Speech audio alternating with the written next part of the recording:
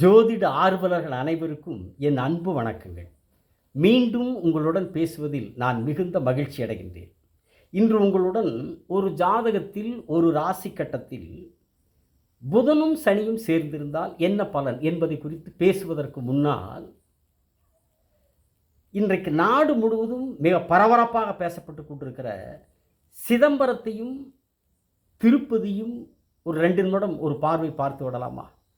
ஏன்னா ஜோதிடத்தை பேசுகிறோம், அதே நேரத்தில் நாம் வாழுகிற அந்த நாட்டில் நடக்கிற சில நிகழ்வுகளையும் நாம் கவனிப்பது சிறப்புத்தானே, சரிதானே? சிதம்பரம் கோயில் 2014ஆம் ஆண்டு வரை திராவிட இயக்கங்களுடைய கட்டுப்பாட்டிலே இருக்கிற காலம் வரை அந்த கோயிலுக்கு ஆண்டுக்கு ஆண்டு பக்தர்கள் செலுத்திய காணிக்கை ஒவ்வொரு ஆண்டும் 60 லட்சம் ரூபாய். ஆனால் அந்த கோயில், அந்த சிதம்பரம் தீட்சிதர்கள், அந்த பிராமணர்களின் கைகளில் போனதற்கு பிறகு 58 லட்சம், ஒவ்வொரு வருஷம் 58 லட்சத்தை காணாம், வெறும் 2 லட்சம் தான் வருமானங்கிறாங்க. அதே மாதிரி அந்த கோயிலுக்கு 3000 ஏக்கர் நிலம் சொந்தமாக இருந்துச்சு, இன்னைக்கு 1000 ஏக்கராங்கிறாங்க.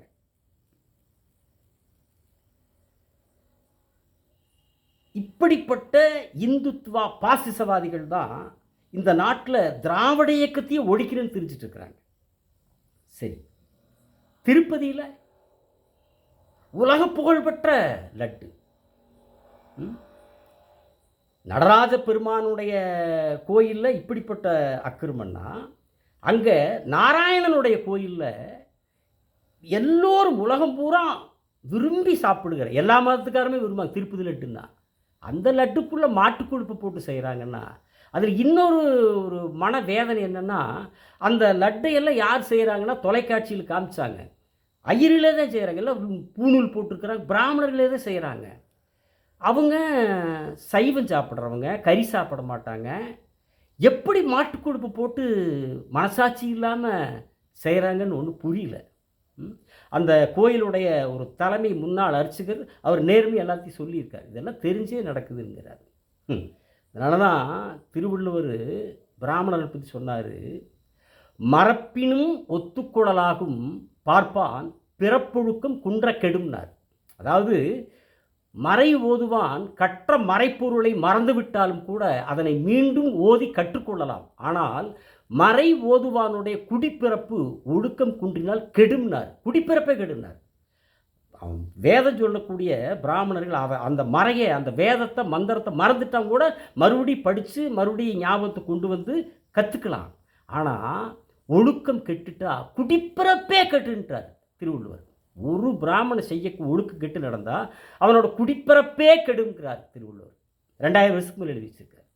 அதோடு மட்டும் இல்லை, அந்தணர் என்போர் அறவோர் மற்றெவ்வுயிர்க்கும் செந்தன்மை பூண்டு ஒழுகலாம். எல்லா உயிர்களிடத்திலும் செம்மையான அருளை மேற்கொண்டு ஒழுகுவதால் அறவோரே அந்தணர் எனப்படுவர் என்று டாக்டர் மூவா விளக்கம் சொல்லியிருக்கார். அந்தணர் தான் பிராமணர். அந்தணர் என்போர் அறவோர் மற்றெவ்வுயிர்க்கும் செந்தன்மை பூண்டு ஒழுகலாம், திருவள்ளுவருடைய குரல். எல்லா உயிர்களிடத்திலும் அறத்தோடு செயல்பட வேண்டுகிறார். எவன் ஒருவன் அறத்தோடு செயல்படுகிறானோ தன் வாழ்நாளில் அவன்தான் பிராமணன். அவன் இதயத்தில் எண்ணங்களிலெல்லாம் அறம் மட்டுமே, நல்லவை மட்டுமே இருக்க வேண்டும் என்கிறார். அப்படி இல்லாதவன் நீங்களே யோசிச்சுக்காங்க. சிதம்பரத்தில் இருக்கிறவனும் இங்கே திருப்பதியில் இருக்கிறவனும் திருவள்ளுவர் சொன்னது அது மாதிரி அறத்தோடு செயல்படுகிறார்களா, அவர்கள் பிராமணர்களா என்று நீங்களே உங்களுடைய முடிவுக்கு நான் விட்டு விடுகிறேன். ஆனால் ஒன்று, நம்ம ஊரில் ஒரு பழமொழி இருக்குது, அது பாருங்கள், காலங்காலமாக நம்ம முன்னோர்கள் கரெக்டாக சொல்லி வச்சுருக்கிறாங்க.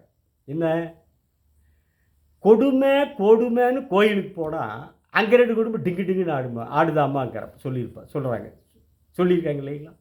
அது இன்னைக்கு கரெக்டாக இருக்குது பார்த்தீங்களா?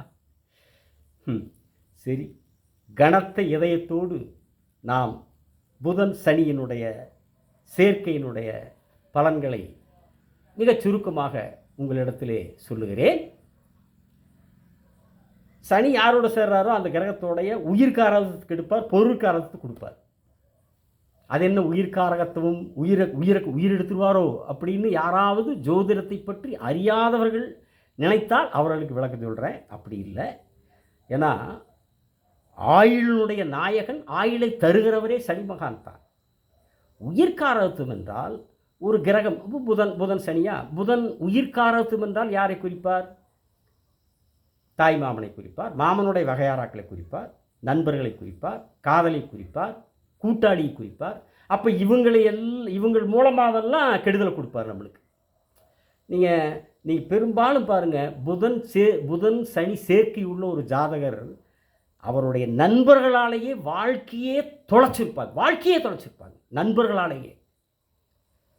அப்படி ஒரு நண்பர்களால் கடுமையான பாதிப்புகளை சந்திக்கக்கூடியவர்கள் இந்த புதன் சனி சேர்க்கை உள்ளவர்கள். அதனால் தெரியாமல் இருக்கிற போது பரவாயில்ல, இப்போ நம்ம தெரிஞ்சுக்கிறோம் இல்லையா? அதனால் இனிமேல் நட்புன்னு வந்தால் 100 கிலோமீட்டர் வேகத்தில் ரன்னிங் எடுத்துடலாம்.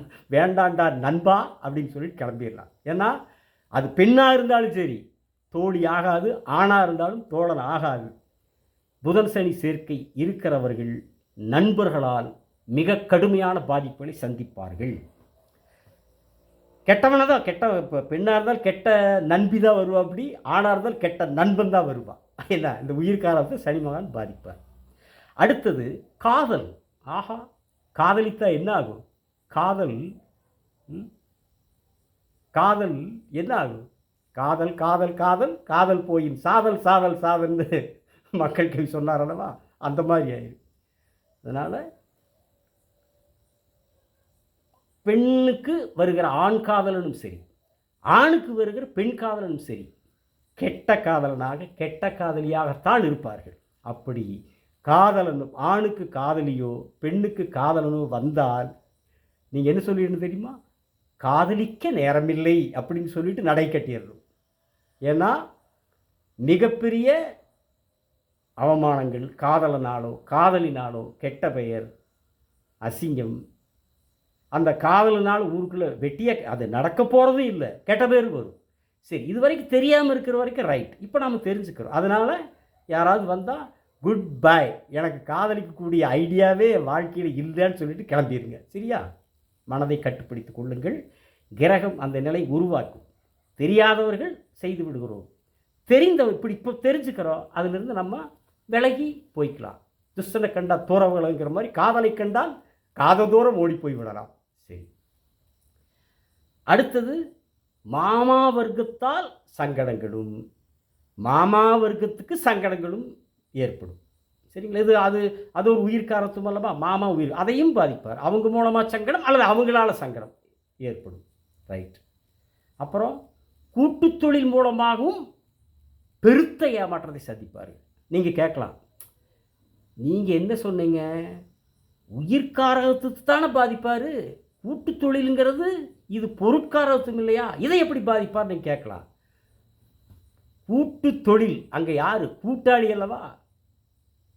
நாம செஞ்சால் அது வேறு, இன்னொருத்தரோடு கூட்டு என்கிற போது அந்த கூட்டாளி என்பது உயிர்காரத்துவம் அல்லவா? அதனால் கூட்டு தொழில் தனியே செய் வைப்பார். கூட்டு தொழில் வாய்ப்பை தந்து ஏமாற்றத்தை தருவார். இப்போ நம்ம தெரிஞ்சுக்கிறோம் அல்லவா, கூட்டு தொழில்னு வேண்டாம், உனக்கு ஒரு கும்பிடுன்றது. அதாவது கூட்டாளி சோட்டாளி ரெண்டுமே ஆகாது இந்த புதன் சனி சேர்க்கை உள்ளவங்களுக்கு. அது என்ன சோட்டாளி? கொங்கு மண்டலத்தில் கிராமங்களில் சோட்டாளின்னு நண்பனும் குறிக்கிறது. சரிங்களா? அதனால் கூட்டாளியும் ஆகாது சோட்டாளியும் ஆகாது. ஆனால் ஜாதகர் புதன் சனி சேர்ந்த நல்ல பாட்டாளியாக இருப்பார். ஆனால் கூட்டாளியும் சோட்டாளியும் சேர்த்துட்டா அவங்க 2 பேர்த்தினால நல்ல 2 பேரும் கூட்டாளி சோட்டாளி வேட்டாளி ஆயிடுவாங்க, வேட்டு வச்சு விட்டுருவாங்க. சரிங்களா? அதனால் நண்பர்கள், கூட்டு, காதல் சுத்தமாக காதலும் ஆகாது என்று இந்த உயிர்காரகத்துவ நிலைகளிலிருந்து தெரிஞ்சுக்கிறோம். இந்த புதன் சனி சேர்க்கை இருப்பவர்கள் நட்போடு விலகிக்கொள்ளு, நட்பிலிருந்து விலகிக்கொள்ளுங்கள், காதலிலிருந்து விலகிக்கொள்ளுங்கள், கூட்டு தொழிலும் வேண்டாம் என்று உங்களிடத்திலே அன்புடன் சொல்லி, அதே நேரத்தில் பொருட்காரத்துவத்தில் சிறந்த பலனை கொடுப்பார். அது என்ன பொருட்காரத்துவம்? புதனுடைய தொழில்கள். ஆசிரியர், பேச்சாளர், எழுத்தாளர், ஜோதிடர், கணக்காளர், மார்க்கெட்டிங், தகவல் தொடர்பு.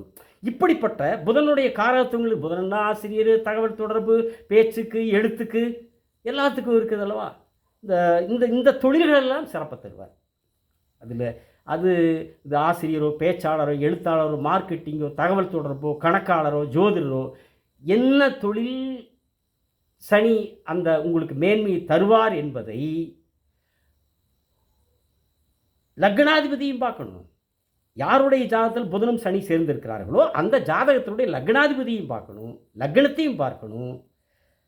அந்த ஜாதகத்தினுடைய தொழில் ஸ்தானமான 10ஆம் இடத்தையும் பார்க்கணும், தொழில் ஸ்தானாதிபதியான 10ஆம் அதிபதியும் பார்க்கணும். என்ன தசாபுத்தி நடக்கிறது என்பதையும் பார்த்துத்தான் ஒரு ஜாதகத்தினுடைய முழு பலனையும் நாம் ஜாதகருக்கு வெளிப்படுத்த முடியும், அவர்களுக்கு தெளிவாக சொல்ல முடியும் என்று இந்த தருணத்தில் உங்களிடத்திலே அன்புடன் கூறி, எப்பொழுதும் போல் மறவாமல் சப்ஸ்கிரைப் செய்யுங்கள், பெல் பட்டனை அழுத்துங்கள், ஷேர் செய்யுங்கள் என்று கூறி, மிக விரைவில் அடுத்த காணொளியில் புதன் ராகு என்கிற மிக மிக மிக மிக ஒரு அதிரடியான மிக முக்கியமான கிரக சேர்க்கையினுடைய நிலைகளை, எல்லாமே முக்கியம்தான், அதில் ராகு கேதுனாலே அது பரபரப்புக்குரியதல்லவா. அதனால் அதுவும் புதன் ராகு என்பது மிகவும் முக்கியமான ஒரு கிரக சேர்க்கையினுடைய நிலைகளை நாம் தெரிந்து கொள்ள வேண்டியது அவசியம் என்று கூறி, மிக விரைவில் அந்த கிரக சேர்க்கையினுடைய பலன்களுடன் அடுத்த காணொளியில் உங்களை சந்திக்கிறேன். அதுவரை உங்களிடத்திலிருந்து விடைபெறுகிறேன். வணக்கம், நன்றி.